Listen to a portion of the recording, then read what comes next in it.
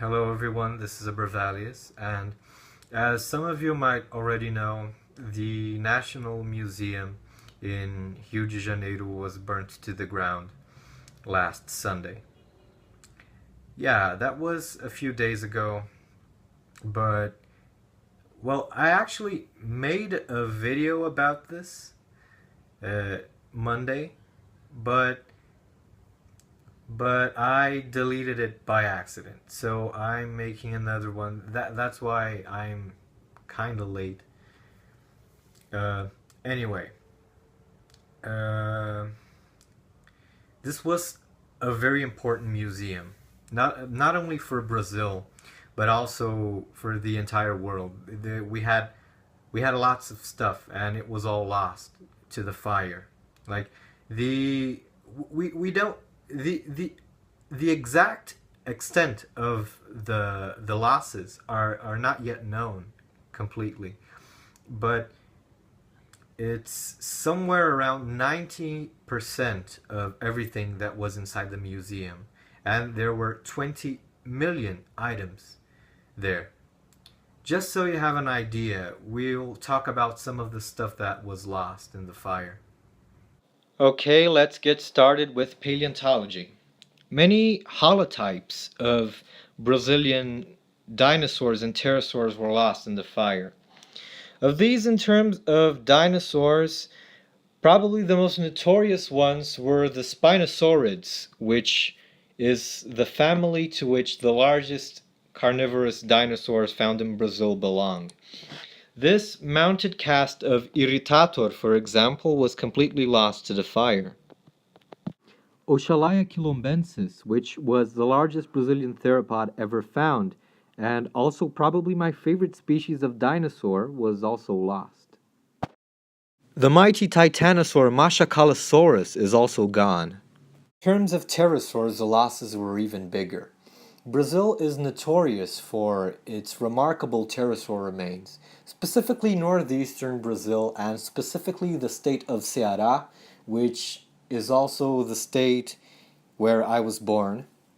Anyway, Brazilian pterosaurs, they are very well preserved. Some of them have three-dimensional skulls, and this might not seem like a very big deal, but it is a truly big deal because pterosaur remains in general, but especially skulls, are very fragile. They are very delicate. And many times when we find pterosaur fossils, the skulls are found smashed by the pressure of the stones in which they were fossilized, but not in the case of Brazilian pterosaurs. They were in perfect shape. They were three-dimensional. They were flawless. And now they're lost. And this is a mounted cast of Tupandactylus imperator, and it was in the museum, and it's now destroyed, along with many others. The estimates are that about half of all specimens of Tepijarid and Thalassodromiid pterosaurs have been lost in the fire. Not the specimens in Brazil. Half of all the specimens of Thalassodromiid and Tepijarid pterosaurs in the world, half of the specimens known to man, have been destroyed last Sunday. The giant pterosaur specimen that inspired the Walking with Dinosaurs episode called Giant of the Skies was also destroyed in the fire. And this was already the saddest chapter of Walking with Dinosaurs, but this fire adds a whole new layer of tragedy to it. And if you were a weird kid like me and grew up watching Walking with Dinosaurs, well, I'm sorry to let you know that a piece of your childhood has been destroyed. The loss of fossil record in this fire was enormous. There was fossil material that hadn't even been described yet. And, we have, for example, material that had shortly arrived from Antarctica and was something completely new. Now we'll never know anything about it. There were fossilized pterosaur eggs, and that's a big deal because pterosaur eggs are very rare. They're so rare that none of them had been found prior to this decade. And some of them were there, and now they don't exist anymore. And there were also many fossilized arthropods that were yet to be described. There was the oldest scorpion fossil known, and it hadn't even been photographed yet, and now it never will because it no longer exists. There was undescribed remains of new spinosaurids from Brazil, and that's also pretty bad because the holotypes that were destroyed of Irritator and Oxalaia, if the undescribed specimens had been of Irritator or Oxalaia, they would be neotypes. But now we don't have holotypes nor possible neotypes for these species. And now there are lots of potential new species that will probably never be known. The losses also include specimens of very iconic species of Brazilian Pleistocene megafauna, such as the giant ground sloths. The effects of the fire on anthropology and archaeology were also disastrous. The famous Luzia remains, among the oldest found in the Americas, belonged to a young woman with distinctively Australoid complexion, which can mean that there was a migration route between Australia and South America, or that there was an earlier migration of a population of East Asians with very Australoid complexion through the Bering Strait itself. And it was a very important find, and it's missing. We don't know where it is. We don't know if it was destroyed by the fire or if it was being kept in a safe, and if it still exists among the ruins of the museum. Most, if not all, items in the museum related to indigenous Brazilian cultures are now lost. And, well, a notorious example of this would be the entire collection of ceramics made by the mysterious Tapajós civilization, which existed in the Amazon region in pre-Columbian times. And they were known for making very elaborate ceramics, like this one shown in the image. And all of the items, all of the ceramics made by them were in the museum, as far as we know, and nothing is left. We have no ceramics of the Tapajós civilization anymore. And there were also ethnographic writings dating from as back as the 16th century, and many archives from the 20th century, maps, linguistic maps, ethnographic maps, and well, there were ceramics made by old Tupi people who inhabited the coastal regions of Brazil in the 16th century. And there were also recordings of chants and songs and speeches and in indigenous languages with no living speakers. And these languages are extinct, and that was the only thing that was left of these languages, and now they are gone forever. Many indigenous Brazilian languages will never again be heard by human ears in history. There were also Egyptian mummies brought to Brazil by Emperor Dom Pedro II himself in the 19th century. And they were very unique because they were wrapped in a very exquisite and elaborate way. Their toes were wrapped separately instead of together, and this is very unique among Egyptian mummies. And this is a throne from the West African kingdom of Dahomey. It was presented as a gift to the Portuguese king Dom João VI by King Adandozan of Dahomey. And King Adandozan is a very mysterious historical figure because we know very little of him that isn't negative propaganda spread by his successors, which were his political enemies. And this is a very, this was a very important item because it was among the oldest items in the museum. And it was also one of the few African artifacts in museums outside of Africa that were not acquired through means of imperialism. Rather, it was presented as a gift, as I said earlier. Many paintings were also destroyed, such as this huge one which represents the Battle of Avaí, one of the last major battles of the War of the Triple Alliance in the 19th century.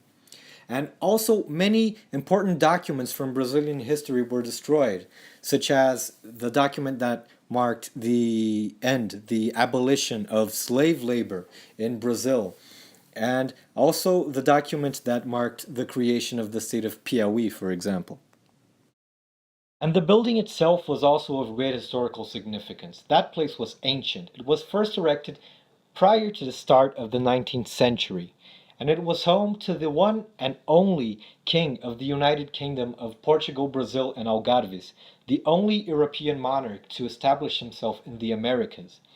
And that was the place where the independence of Brazil was signed, and it was also home to two Brazilian emperors. And the interior was also very beautiful, was beautifully decorated, and with this, the furniture was very well done. It was very sophisticated and very pleasant to the eye, and now it's all ashes. Well, look at the bright side, one might say. At least no one died. Well, that might be true, no one died, but let's face it, many lives were severely crippled beyond repair. The lives of paleo artists who lost all of their work that was stored in the museum. The lives of over 90 researchers who lost all their research and all their research items which were inside the museum. The lives of the people who frequented the museum. And, well, now it no longer exists. And these people are all orphans, in a sense. Orphans and widows. I have presented a small sample of the things that were lost to the flames, but this is still very small compared to everything that was burned. Of course, some stuff survived, such as mollusks, for example, some fossils and everything, but the destruction was enormous. And now that you know the extent of what was lost and the nature of what was lost, I can unironically compare this to the burning of the Library of Alexandria, or to the burning of pre-Hispanic codices under the Viceroyalty of New Spain, or the destruction of countless artifacts in the two world wars that ravaged Europe in the last century, or the destruction of Palmyra and Nineveh by ISIS in the Syrian civil war. I will now make a bold statement. In a certain way, the burning of the museum in Rio de Janeiro was even worse than the events I just compared it to, because the destruction of artifacts in Europe in the last century or in the Middle East right now are a result of conflict. And in Rio de Janeiro, it wasn't a result of conflict. It was a result of negligence. Negligence from the Brazilian federal government, negligence from the administration of the city of Rio, and negligence from the administration of the Federal University of Rio de Janeiro. The hydrants next to the museum had no water in them. Well, this must be confusing, right? Because hydrants are supposed to have water, right? Yeah, these ones did not. And, well, this doesn't make sense. After all, if the museum was so important, why did they let this happen? Brace yourselves, because the reason why the hydrants didn't have water is because hydrants with water attract homeless people.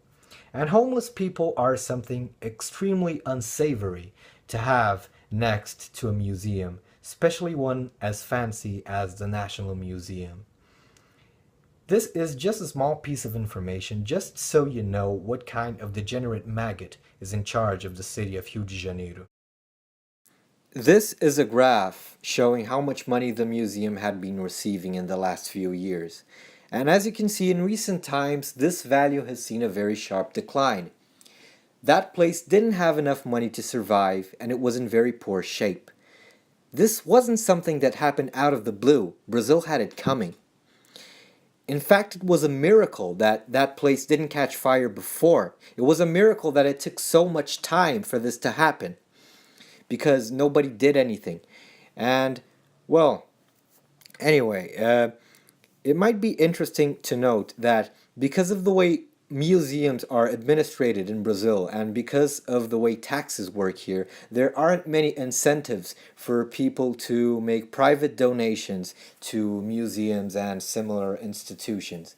This is different from what happens in the US, for example, where some museums get about 35% of their income from private donations, which is a lot. I don't believe, however, in a straightforward relation between a country's development and the quality of its museums. Of course, many countries with good museums are also developed, such as the UK or the US, but that's not always true. You have, for example, Mexico, which is a so-called developing country with excellent museums. In fact, Mexican museums are so good that in terms of infrastructure, they are far superior to anything we have in Brazil.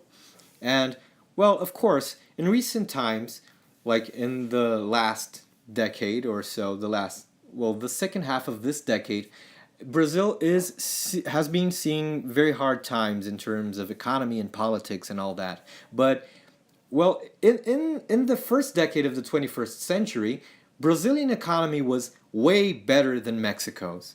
And that didn't translate to our museums. Mexican museums were always superior to ours.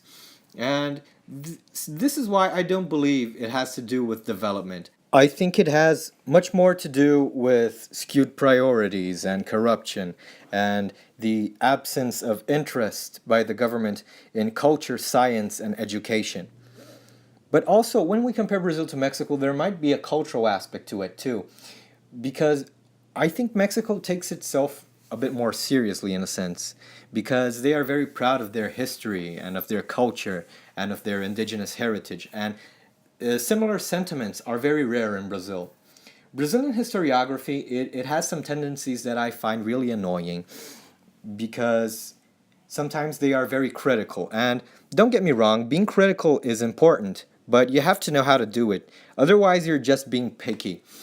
For example, some historians and many members of the general public are very interested in the most pathological and ridiculous and picaresque aspects of Brazilian history. For example, many people are like, haha, did you know that Emperor Pedro I was with diarrhea when he declared the independence of Brazil? Oh, that's so funny, I'm so clever. But that's not important. I mean, people are interested in this kind of stuff, and it's, I don't know, it's not important and it's not cool, and it's they don't take their own history seriously. And there are lots of stuff that happened in Brazil that are events worthy of movies or TV series. For example, there was a trade route between the Inca Empire and the Tupi tribes of the Atlantic coast. And there was this Portuguese guy who crossed it in the 16th century, and he sacked the border of the Inca Empire. And then when he was going back to Brazil, he was killed. And that's an epic story, but people don't know about it because they don't take their history seriously. And I think that sometimes this has very negative effects on a country. What is the ultimate point of this video? The ultimate point of this video is that the fire that destroyed the National Museum in Rio de Janeiro last Sunday, the fall of the National Museum, was no mere accident. No. The National Museum was brutally murdered by the neglect of the Brazilian government, the neglect of the Brazilian authorities who had the money and the means and the knowledge to do something, to fix the problems in that museum, yet they did nothing. We shall accept no cynical excuses from them, and the first Sunday of September of 2018 will become known to history as the day in which Brazilian authorities made ISIS look like a patron of high culture. The loss of the National Museum was a terrible disaster, not only for Brazil, not only for Brazilian history, not only for paleontology, but also for all of mankind. If you're watching this video, I would like to thank you for your patience. This is a very important and dark subject, and I couldn't just make a small video about it. I had to make a huge one. Anyway, I would like to once again thank you for your patience, and I would like to end this video with 1 minute of absolute silence, along with a drawing made as a tribute to the museum by a friend of mine, a fellow paleo artist, Joshua Knupa. Thanks for watching.